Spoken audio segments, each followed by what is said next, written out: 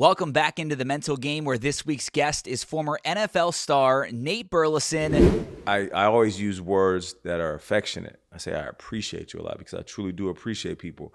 I tell men that I love them because we don't hear that often. Mm-hmm. I tell men that I'm proud of them because we don't hear that often. And in this episode, Nate opens up about his NFL career, which lasted 11 seasons playing wide receiver. We talk about the ups and downs of injuries, winning and losing, and then his career off the field as an analyst for the NFL on CBS, and now his big job co-hosting CBS Mornings. All of that and much, much more, including mental health and his personal battle with depression as he tries to break the stigma surrounding men's mental health. But before we get started, I just want to say thank you again. And if you're loving the mental game, please like, subscribe, rate, review, tell your family, tell your friends, as we try to help as many people as possible with their mental health. But now it is time for the latest edition here on the Mental Game with Nate Burleson.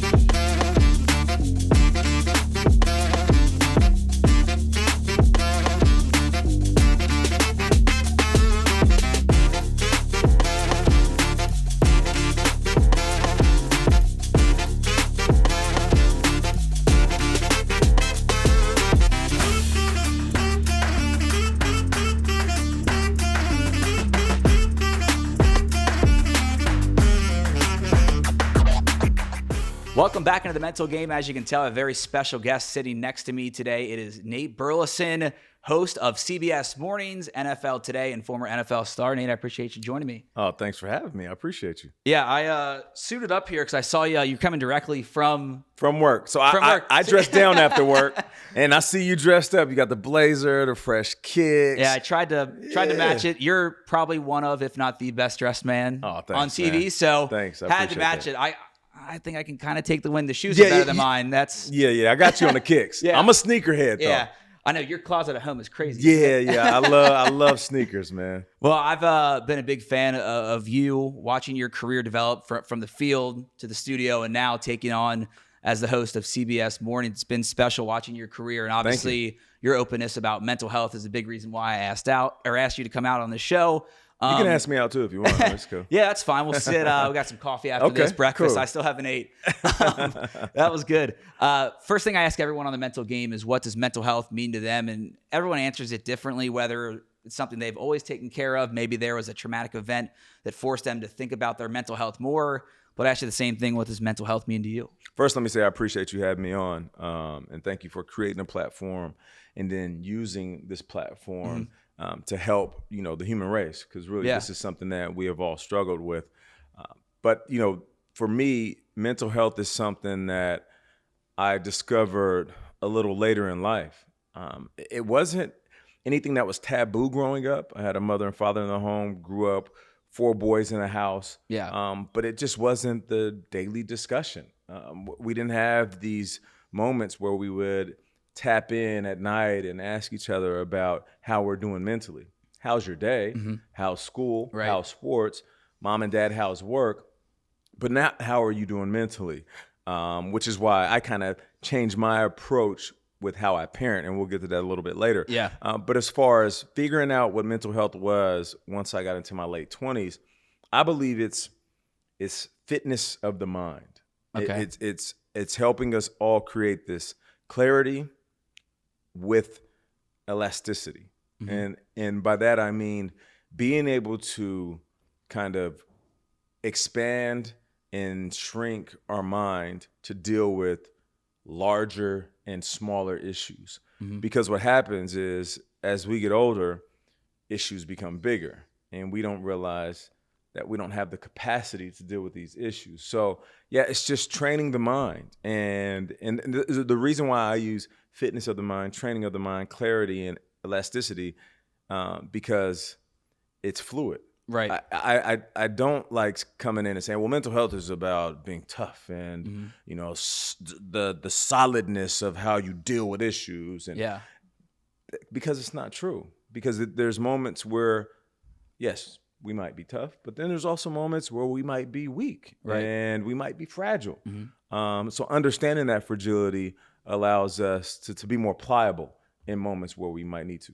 For you, was the dream always NFL? I know you're from Canada, correct? Born in Canada, raised in Seattle, yeah. Gotcha. So the dream had to be always playing in the NFL? Well, when you look at old videos of mine, when I'm running around with my brothers, I'd be yelling that I'll be in the NBA one day or the NFL, but I was just like any other kid that loved sports. No different. I wasn't a superstar athlete. So when you saw me, you didn't think, oh, that kid's going to be a professional athlete. Yeah.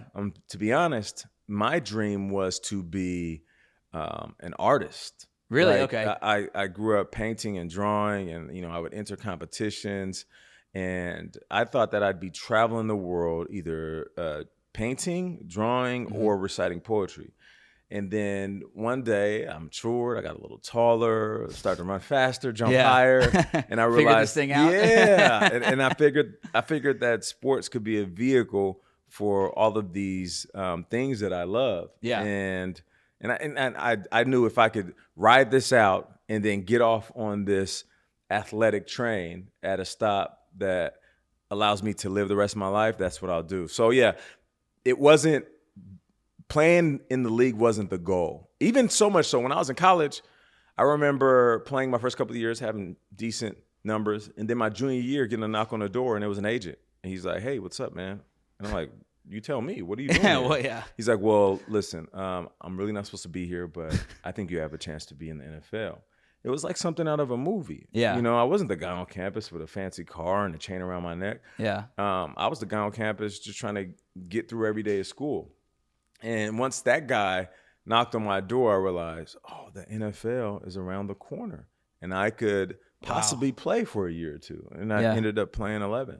That's incredible to think of, like, that moment you realizing that you had that opportunity, because a lot of kids obviously dream of playing in the NFL, NBA, MLB, and that's like number one on their mind the whole time. But it seems like that wasn't number one until junior year of college when you get that knock? Right. And it wasn't. There were people that might tell you differently. They might say, well, I saw Nate his freshman year and I knew he had skills, or a coach that says they saw something in me. But I just thought life was so much bigger than sports. Even when I played, I would fly myself to LA.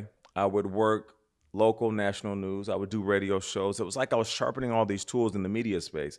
And then I was opening clothing lines, launching them.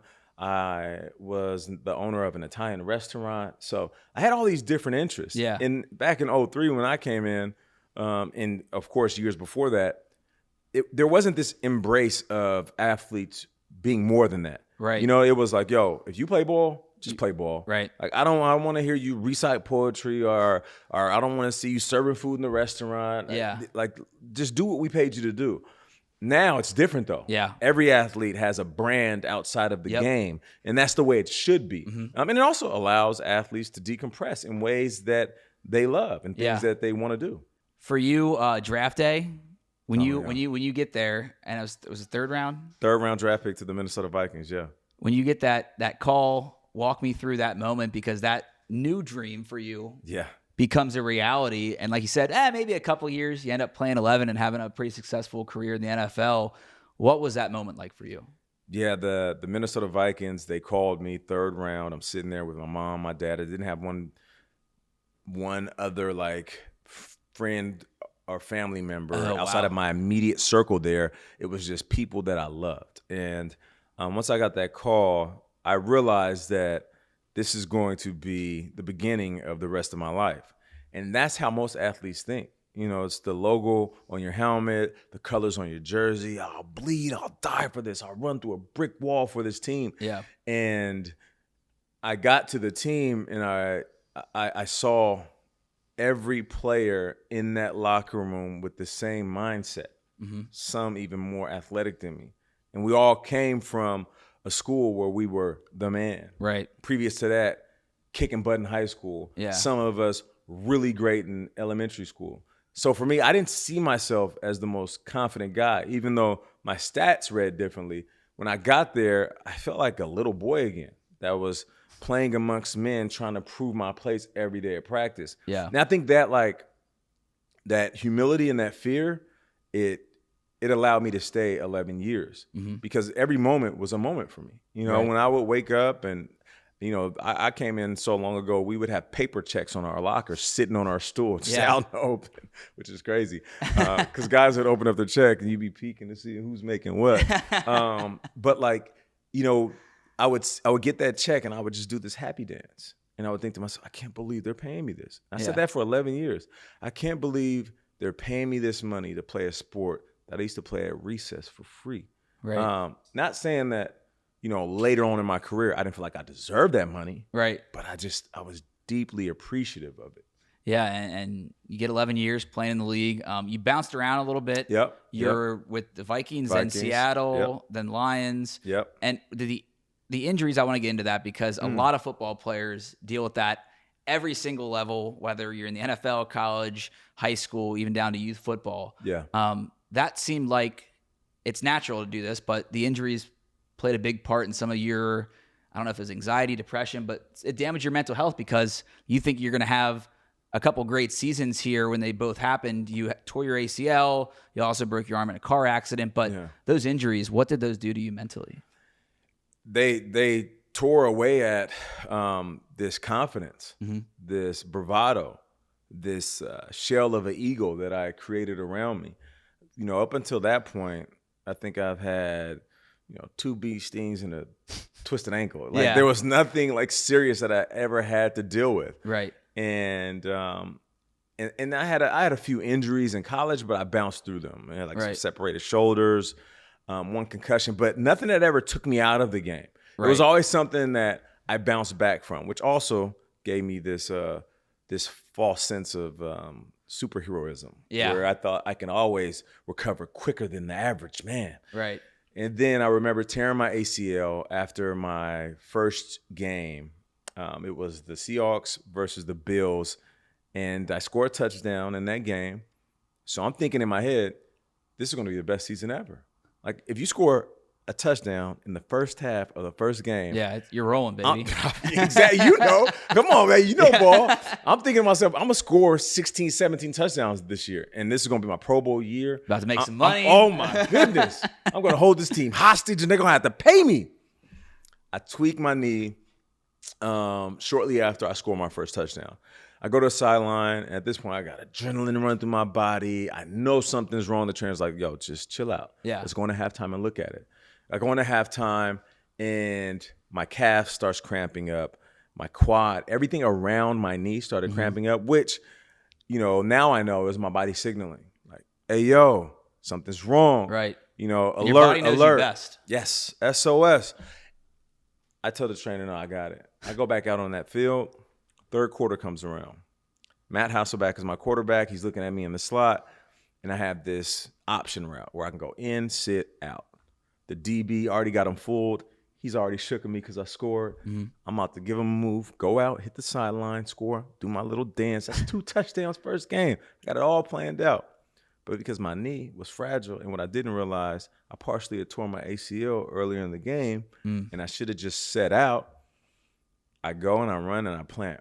Boom. And my knee just does this like wiggle.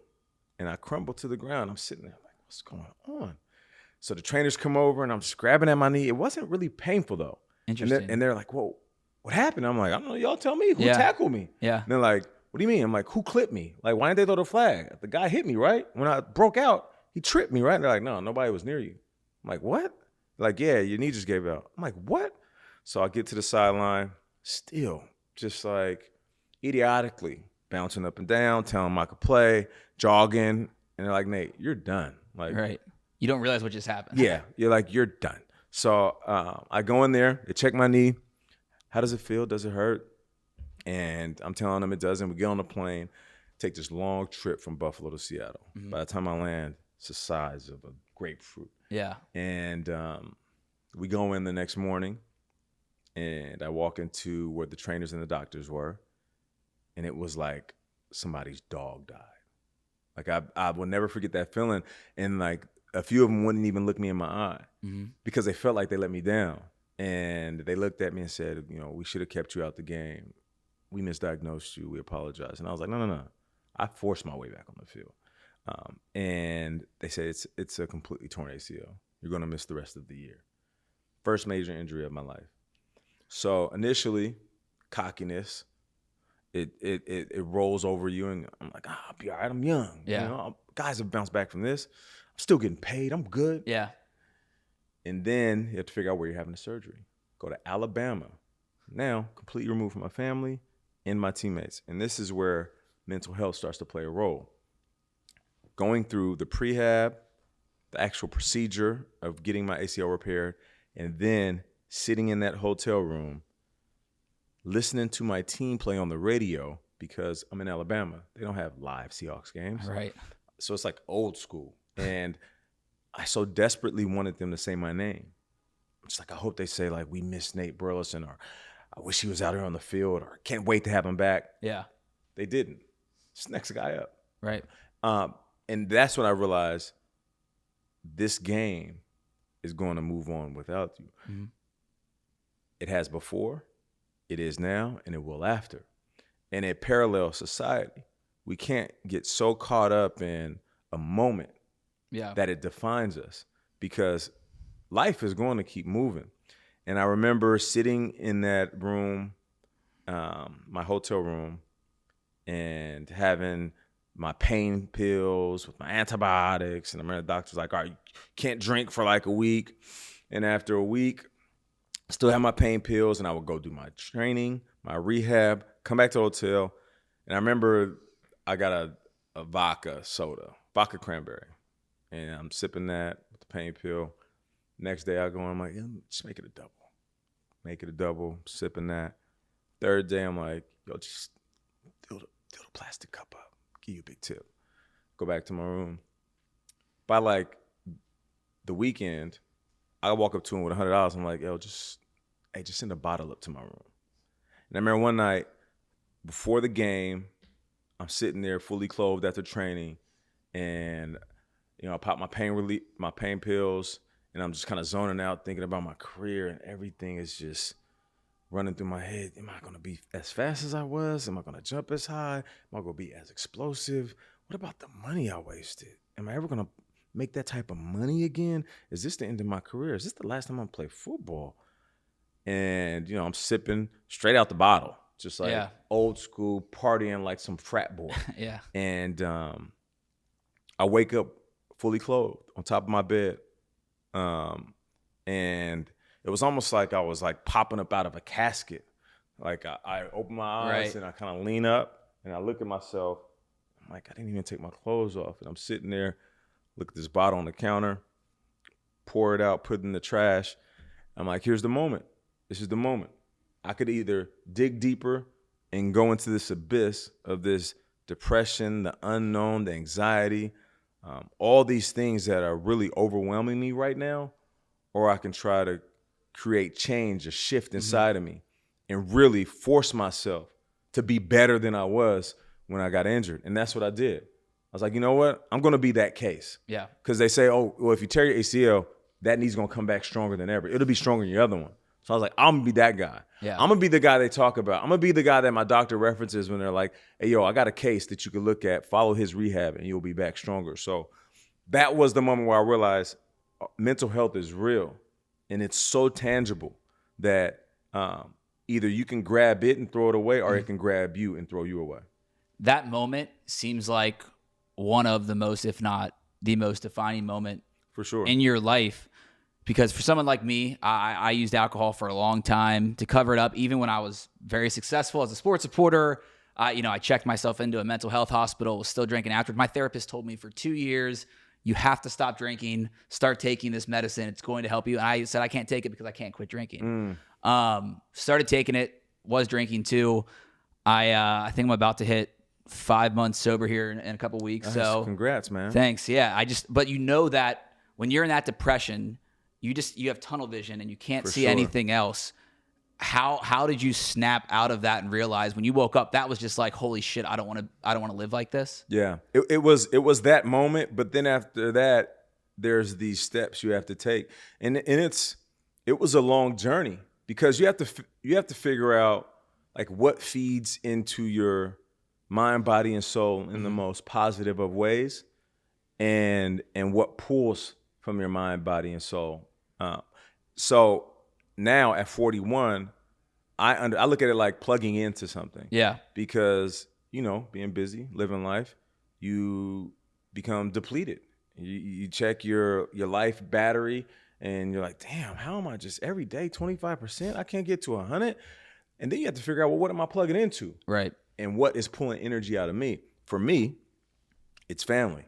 Like one thing that will always take me to 100% immediately is enjoying new experiences at new locations with my family. And I don't mean some exotic vacation. It could just be a new restaurant, new food, new thing, new drive. Just moments together. Yes, moments together with my family. And then almost the complete opposite of that, another thing that feeds into my mind, body, and soul is solitude. I like being alone. Now, I can entertain. Yeah. I'm a Leo. I love the stage. You know what I'm too, saying? yeah. I walk into a party, I'm going to grab the room like that. Yep. Somebody's like, story time, Nate. I'll have 50 people huddled up like, a football game. You and I have the same page right? on that. Right? But I realize at this age, though, I also like peace and quiet. Yeah. Doing exactly what I want to do. It could be completely nothing. It could be watching a movie I've seen 100 times. Mm-hmm. It could be listening to old songs that make me feel a certain type of way. It could be sitting back, staring at the wall, but just me being by myself. And I felt bad about that, being a father and being a husband. Yeah. Until I realized, like, nah, that's what I need. And it's okay that I need that. And my family understands that. Sometimes I'll come home and I'll just sit and chill, unplug, decompress, and unpack everything that's going on. And then on the flip side, like, what are the things that pull out of you? That's stress, the anxiety of not knowing. Yeah. Like, there's people that plan 2 weeks, 2 months, 2 years out. That ain't me. I'm sorry. No. I'm not that. I'm not an A-type. Yeah. You can't ask me what, don't ask me what I'm doing a year from now. Don't even ask me what I'm doing 14 days from now. I'm the same way, like on my computer, everything's in downloads. See, that's what I'm saying. Like, my wife, though, she will plan things out years from now. She'll be like, all right, honey, so Thank you. She'd be like, so 2024? I'm like, 2024? What? I'm just trying to figure out what we're doing next week. Right. So we're a good team in that sense. But I realized, why that stresses me out? Because I can't control it. Mm-hmm. And I didn't know that I had a fear of the unknown, which is why I live so much in the moment. Yeah. And anybody that knows me, I'm going to be the most spontaneous, most impactful person you can know in real time. Because if we decide to do something together, or if I decide to do something for you or with you, we're going to get that done. Mm-hmm. But if you're asking me what I'm doing 2 years from now, nah, ain't going to work. You mentioned the feeling of being alone, and that's something that I struggled with, a lot of people struggle with. But once you can be comfortable being with yourself, loving yourself, it is a very, very powerful thing. Yeah. How did you get to that point, and did you struggle with that alone feeling after the injuries, after your career ended? Like, did that just tear you down at some points, and did it take time to get to that comfortability being alone? I avoided being alone. I avoided being in solitude because it was easy for me to, find a family to be around. Team was right there. So immediately I got 55 brothers in the locker room. And even when I wasn't playing, I was at the facility. You know, guys are walking by. I got the big cast on my leg. What's up, Nate? How you doing? What's up, bro? I'll be back, And then I go home and I have my family. Yeah. And then if I wanted to go out on the weekend, I can call my buddies. Mm-hmm. So I avoided that for a while. But then when the season ended, I had to just sit and think and really address those questions. So now the reason I was able to sit and be alone was I had to get to the root of the things that gave me anxiety. So why don't you want to look too far in the future? Why are you concerned about money? Mm-hmm. Why are you concerned about being athletic? Why are you concerned about if you're going to be as good as you used to be? All these things derived from one thing, and that was what I was going to do with the rest of my life. Now, even though I was doing 1,000 different things, I didn't know what I wanted. Yeah. And maybe there was a fear that because I've been playing football since I was 8 years old, this is like, if you relate it to, I wrote this poem once about the love of my life, and this is before I met my wife. Yeah. And it was this love affair with football. And there was this fear that once this divorce with football happened, I would have so many different loves that I wouldn't find a true love again. Yeah. And I think once you get to the root of all these questions that we don't want to answer, I think you find out, okay, what is the most pressing issue? Yeah. And once you get to that, the nucleus of that, I think it's easier for us to sit in solitude. You mentioned the divorce from football. I had Browns Hall of Famer, now NFL Hall of Famer, Joe Thomas on. He was one of my first guests. Love Joe. Legend, man. And Legend. he is. And he's ripped now. Like that dude, whew. I know you can play tight end. Yeah, exactly. But I went to his house in Wisconsin, and we shot the episode, and he really opened up about mental health and his career. And he pointed to this moment that after 10 years of losing seasons, he lost to Tom Brady for the last time. He said, I lied to myself. I said, we're finally going to kick his ass and get this win. And he said, after the game, I just, for the first time ever, I broke down in front of my wife and cried the whole way home and realized that my career as a team was a failure and we were never going to win anything. And the next day, he went for the first time and saw the Browns team psychiatrist, started going to therapy. And that psychiatrist, when he decided to retire, said, you have to treat this like a death in the family. Yeah. And so hearing you talk about the divorce, very common, and just that alone feeling, trying to figure it all out. A lot of people that listen to The Mental Game know my story and that alone feeling and how bad it got for me. Losing 3 family members, the woman I thought I was going to marry leaving me, and I was suicidal, had to check myself. And thankfully, figured things out. But I suffered with a lot of suicidal thoughts since I was 14, depression. When you had that alone feeling, did it ever get that low where suicide crossed your mind? No, because I've had friends and family that were impacted by suicide. So for me, whenever I would have these moments of deep depression, I always thought about my family. And that's one thing I am thankful for. Even though we didn't have these daily conversations about mental health, we leaned on each other so much that whenever it got bad, we wanted to be there for each other. Even in our own pity, like we wanted to still remain for our family members. And I'm talking about my immediate family. And then like that feeling, like almost magnified times 2 when I married my wife and had kids. Right. So even if I feel like a sense of depression starting to kind of like roll into my life, I start thinking about, my wife and my kids. And that's a benefit for me. Yeah. It's a blessing that I have something like that to anchor me. It's almost like, we can float away into this like space where we don't know what's going to happen next. But like the thing that always keeps me close to the ground is like this rope that's attached to like my family, and they're just always looking at me. And I love that feeling. You mentioned having family and or friends that have been affected by suicide. I know we didn't talk about this before, so I don't want to make you pour out something that you don't want to. But I'm curious, was there a case of losing a friend to suicide or a family member that was affected by it that really hit you hard and I don't know, maybe change your perspective on that, or you were able to, it just hit you hard? Yeah. When I was younger, when people would talk about losing someone, it was so far removed from what I had experienced. I didn't really deal with death for like the first 10 years of my life. Yeah. And then relatives started dying, different reasons, both grandmothers, my uncle. And then you get into the teens. Yeah. And you start to hear about a friend of a friend that passed away. And the more you dive into the story, you're like, wait, what happened? Right. You think car accident or, something random that happened. And then you hear the word suicide, and it's shocking. And then you start to have these intimate conversations with your own friends about whether these thoughts have ever crept into your head.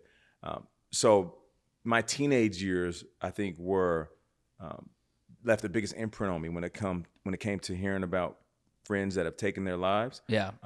Because at that point, I think I had to identify with like my own fragility and understanding, will it ever get to that point?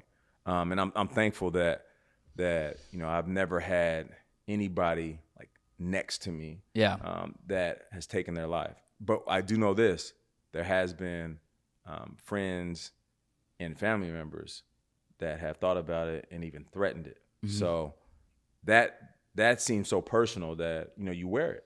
You wear it because it's close to you. And it's a ripple effect as well. Yeah, and it's crazy for me. Like, I look back, I think I checked in last April to a mental health hospital in Cincinnati, and before then it was nights walking home drunk, like, downtown Cincinnati. Have you been there covering games or doing games there? Yeah. City, it's beautiful right downtown. You can walk across the bridge, and nights after drinking, I'd be super drunk and walk home and sit there and think about jumping off, or laying down in the street outside the casino thinking about, what if a car hits me? And the moment I knew I needed to check in was I wrote a goodbye letter sober, sobbing my eyes out at like 11 a.m. And just took this bottle of pills I had and prayed I didn't wake up. And when I woke up, I just knew, I just called my mom. I said, hey, I'm going to die if I don't do something about this. So hearing just the more you talk about suicide and the more you normalize it in the fact of bringing up those thoughts and how do we fix them? How do we address them? How do we go to therapy? What attention do you need? Right. It's such a big deal, and something I learned inside this mental health hospital. And it wasn't I don't mean this to diminish the mental health professionals, but it's not rocket science. Most of the stuff you learn, it's just the fact that when you and I were growing up in school, you just didn't hear about it at all. It needs to be taught along with math, science, English, because in this classroom, and you had individual therapy sessions, met with psychiatrists, but it's 15 to 20 people from every race, background, gender, age, from 18 to 75, but everyone had one thing in common, and it's that they were depressed, felt alone, thought about taking their own life. And so you hear other people's stories, you can relate to them, but one of the biggest things that I take away from that is those first 2 days were hell. I made myself go there because I knew I wasn't going to be here if not. Yeah. But I hated it, and I was just so miserable. I didn't participate in anything. And one of the professors, like I'm in college, one of the instructors, therapists goes, Brandon, why aren't you opening up? And I said, I've always just kind of been a bitch.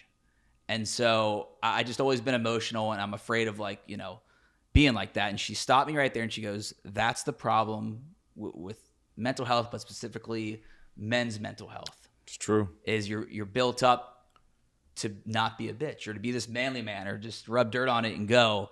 And so I bring that up because I had that conversation with Ricky Williams, and he said the same thing of knowing that stigma. For me, I didn't know that was a thing because, like I said, I had been a bitch, and I'm sorry for using that word so much, but I'd been that my entire life, where I'd been super emotional, been single a lot and had some bad breakups, and just it was always, everything was super emotional to me. But men's mental health, how have you seen that stigma break, but still work we need to do to have men feel comfortable talking about mental health more? I feel like we're still trying to break through on how to communicate that properly. Listen, there's certain things that we attach to genders. Certain stereotypes don't fit, others do. I feel like the way women communicate to each other, it can be something we poke fun at, but it is also a strength that they have. Right. The way that women communicate to us, and please forgive me if I'm being dismissive to any gender roles. I'm just trying to make it relatable to my life. When I would talk to my wife, I wouldn't open up, and I didn't learn that specifically. It wasn't taught to me. Yeah. It was a learned behavior from my father. He didn't open up a lot. He was a guy, showed up, went to work, opened up a little bit. Hey, son, I love you. I'm proud of you. Great job in school. Great job on the field. Yeah. Very simple man. I didn't see too many intimate conversations between him and my mom. So I didn't realize that I was downloading all this information. And as I got older, I became that same type of man. Right. And I would just bottle up all these things, even up until my late 30s, where I became a professional outside of sports, and I'm juggling 5 different jobs, still being a coach and full-time husband and father, and I am stressed as hell. Yeah. But all the while, I'm putting on this face that I'm fine. And then I would come home and not have a place that I felt was open for me to talk about it. And it wasn't to blame my wife. It was that I was restricting myself from doing that. All right, forget about my relationship for a second. Let's talk about within my circle of friends, we'd get together and we'd small talk ourselves to death. Right. What's up with ball, man? How's the weather? It's nice Who shoes. won this game? Where you going this weekend? You want to go kick it? You know, where we going on the boys trip? And then realizing like we haven't had any conversations that are worth saving our lives. Yeah. And as we started to mature, now we do. We can sit back, put the TV on mute, and look each other in the eyes and talk about things that matter, which is why when people see me on TV, I always use words that are affectionate. I say, I appreciate you a lot because I truly do appreciate people. I tell men that I love them because we don't hear that often. I tell men that I'm proud of them because we don't hear that often, especially as we become adults. You know, there was this bravado that we had that, you know, the male gender was only supposed to be complimented by a father figure. No, you can be complimented by anybody in your life.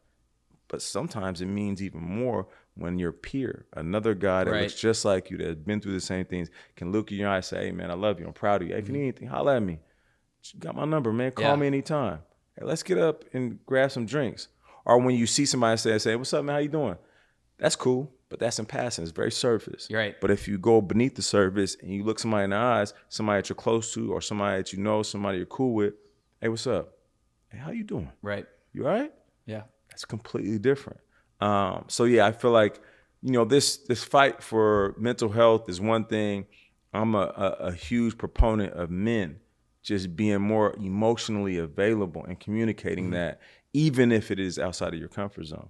I had this same conversation with Colts linebacker Shaquille Leonard, and we're talking about men's mental health, but we also brought in how there's a huge stigma around black men's mental health and opening up. No doubt. Because of the culture or the way you were raised, and just like we said, put your head down, work, or, you know, you don't see, you know, that affection from your dad talking about more than just, I'm proud of you, I love you. You don't hear his backstory, his mental health story. How have you like dove into that and living as a black athlete and now someone that has a platform and is able to talk to people in the masses, but also have that human to human connection? How have you seen that personally throughout your life? Yeah, you know, it's generational. There's a lot of things that we have all downloaded, and there are these generational curses that we don't even know we have on us. Yeah, and we just put it in our pockets, put it in our purses, put it in our backpacks, and we walk with it the rest of our lives. But we have to unpack these things. What I do is I use my platform to be that emotionally available man. I had Brandon Marshall on our show, who's also a huge advocate of men dealing with their mental health. He was on our show, and at the end of the segment, you know, I just looked at him sincerely and I said, yo, I'm proud of you, man. I love everything you're doing. He said, oh, man, come on, nigga, I'm proud of you too. And I was like, all right, man, you know, thanks for joining me. I love you, man. And he looked at me and he said, I love you. And it wasn't one of those goofy kind of like, I love you, man, like, you know, that we do, or that drunk, hey, I love you, my guy. It was on camera in front of the world, two black men sitting there, in an intimate setting, having an intimate conversation, at the very end of it, showing appreciation for each other, looking each other in our eyes and saying, I love you. And I think that right there sends a large message to the black community. I do too. And I remember watching that on CBS Mornings. In the NFL, have you seen it change? You've had a lot of players. I don't think you couldn't talk about it as much when you were playing, when it came to mental health, depression, suicide. But, you know, I think of guys like DJ Shark, who I covered at LSU when I was reporting on their team. Hayden Hurst with the Bengals. Now he's with the Panthers, I think. But just these different guys, Solomon Thomas, who I think you've talked to before. How have you seen mental health in the NFL, how that view's changed? I think the NFL has done a great job of creating programs and offering resources on multiple levels. You know, before they would outsource. Right. Now they have things in-house. And I think also the conversation, you know, in the locker room has changed. Before it was stigmatized, so this taboo would restrict guys from opening up. Yeah. Now you can have a locker room full of 65 dudes, and in certain pockets of the locker room, guys will be having real conversations about marriage, relationships with their mothers, fathers that are there, fathers that aren't, with their kids, what they're doing with their finances, their fears about stepping into the unknown of their post careers. Right. Like, that's happening now. Yeah. It isn't what was depicted in movies, decades ago. The locker room atmosphere has changed, and the NFL is promoting that, which helps teams and it helps players on a very individual basis. Yeah, and I felt that a little bit. I'm not saying I'm an NFL player, but when I went through my stuff, I had a few of the Bengals players, Coach Taylor, reach out to me and just Yeah, he's a great dude, man. Yeah. Shout out to Coach Taylor. Yeah, he's awesome, and I'm happy for him and Joe Burrow and everything they're doing. Let's get to some fun questions. Football, your post-football career too, doing TV. I mean, you're a natural. Thank you, man. I appreciate that. And it's very fun to watch. You can tell you love doing it, whether it's NFL or the morning show. What's been your favorite part of that transition and living out that dream? It's a blessing. There's guys that struggle with their second career. So for me to have a few different options and then now be able to wake up and sit next to Gayle King and Tony DeCoppel, it's a dream come true. We are witnesses to history on a daily basis, right. And we're able to give that to the viewer day by day. And I would say this now, and I've said it before. Working for CBS Mornings is the most fulfilling job I've ever had. The NFL might be the most exciting, most thrilling, most adrenaline-filled job I've ever had. But working on CBS Mornings, it's a beautiful thing. I went from my entire career chasing championship trophies, going in the NFL, chasing individual accolades based on my athleticism, to now winning Emmys based on my intelligence. Never winning, similar to Joe Thomas, was something that left a void in me after my career. Yeah. And I so desperately wanted that Lombardi trophy. And here I am now, almost a decade removed from the game, and I'm chasing my 5th Emmy. So congrats, man. Thank awesome. you. I appreciate that. And it puts it in perspective that, for a long time I was chasing these man-made trophies. Right. Until I woke up and realized that men make other trophies. Yeah. And if you're good at something else, you can go earn those trophies too. And then once you get those trophies, realizing they're just trophies for the shelf. Right. The trophy for your spirit is something that nobody can give you. You know what I mean? Yeah, no, I do. And it's powerful when you get to do impactful things. You've done a lot of impactful stories, interviews, but I think it was about a month ago is when it aired. I'm not sure exactly when you shot it, but getting to sit down with President Obama. Yeah. And have that conversation about really, really important things. Yeah. Also, it's President Obama. I mean, is that a moment you had to pinch yourself? Of course. When I got word that Obama and his team wanted me to sit down, I was thrilled, and I was, preparing like crazy. Yeah. In hopes that it would just turn out good, and it did. He opened up about the issues that we're dealing with right now in society. He touched on what's going on with the mass shootings, which seems like are happening too frequently. And then he even opened up about his relationship with, former First Lady Michelle Obama. That right there for me was the best part, because I knew he would sit down, and as the former president of the United States, he would touch on the same topics that we were touching on a daily basis on our show. But for him to open up in a very intimate way about his marriage and also being a father, that's what made it really special. Yeah, no, that's got to be I don't know. Is that the best interview you've done just because of who it is and getting him to open up? I mean, it's crazy. For sure. He's of course top of the list. It's a bucket list interview. Right. I loved sitting down with Michael J. Fox. Barry Gordy was one. Bill Russell before he passed away. Yeah. The list really does go on, man. I'm thankful, and that's why this job is so fulfilling, because as much as we hold up the journalistic integrity that CBS is known for, I'm also a fan of these people. And I try to blend those two things when I'm sitting down with them. Right. And you do the same thing on NFL Today. I mean, you want to play the game as long as you can, enjoy it. Yeah. But career does come to an end, and you got to have a long run and still now doing it of being an NFL commentator. What has that been like, working with the guys at CBS and getting to do that every Sunday? Yeah, man. JB, he runs the show. He's the host. And then you have Bill, Coach Cowher, and then Phil and Boom, 2 quarterbacks that were legends in their time and still are. but they go at it like brothers. I love it because they show up every day ready to rock and roll. They are the most prepared dudes ever. So for me, when I show up, I have to be on my game. Right. And I tell them all the time, sometimes I would get a pat on the back for how good I am on TV, but I always deflect it to the people I work with because iron sharpens iron. Correct. And you, your career, it's been super fun getting to do football, TV. What do you want your biggest impact to be? I want my footprints to be so big that other people can walk in them. I want to be able to open up doors. I want people to know me not only as an athlete, but someone that transitioned into media and was just as much of a team player in that space as he was in football. And then a guy that in whatever community he was in, he was 10 toes down. Mm-hmm. If I pass away and at my funeral, people talk about how good of a football player I was, and that's the only thing they say, that's not a life fulfilled.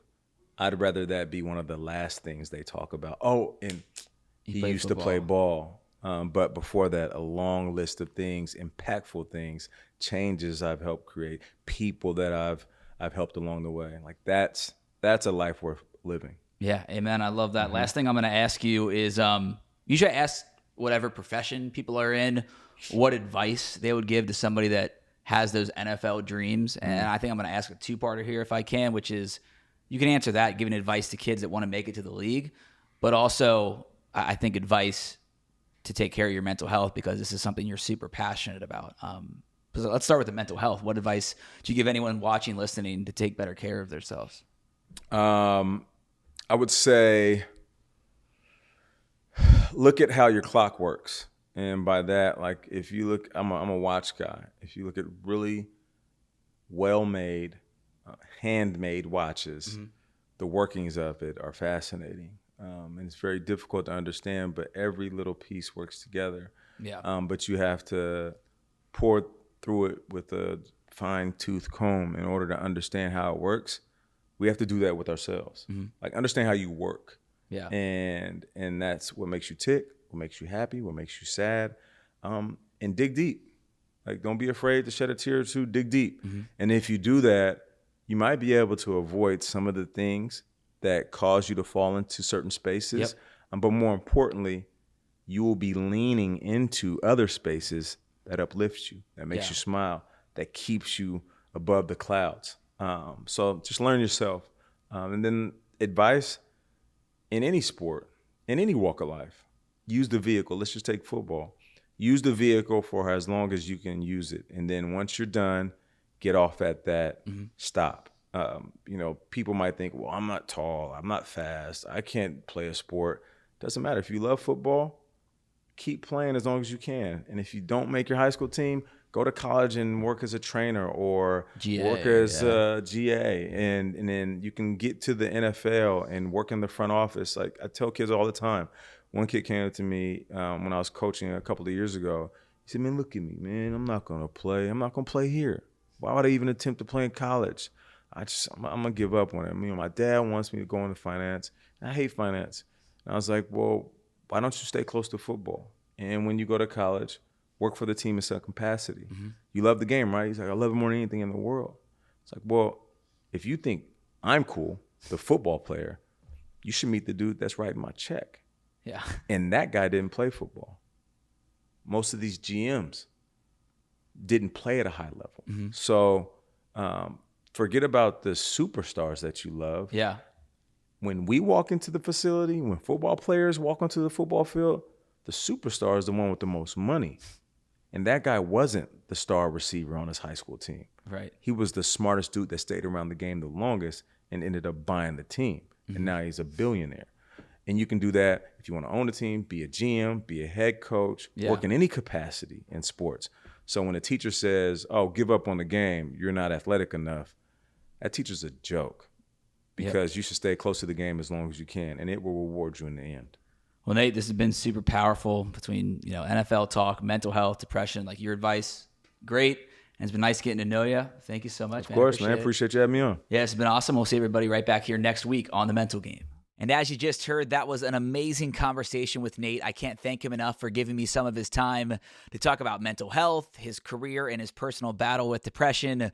Once again, you can catch him every weekday morning on CBS Mornings, where he's a co-host every single day. It's an amazing show, and as you heard, Nate has an amazing story. Coming up next week, we have another surprise guest here on The Mental Game, but we are staying on the NFL theme as we are now just a couple weeks away from training camp kicking off. And I'll give you one hint, and it's a big one. This next guest is one of who I believe is the two biggest NFL reporters. So, once again, one of the two biggest NFL reporters next week, right back here on The Mental Game.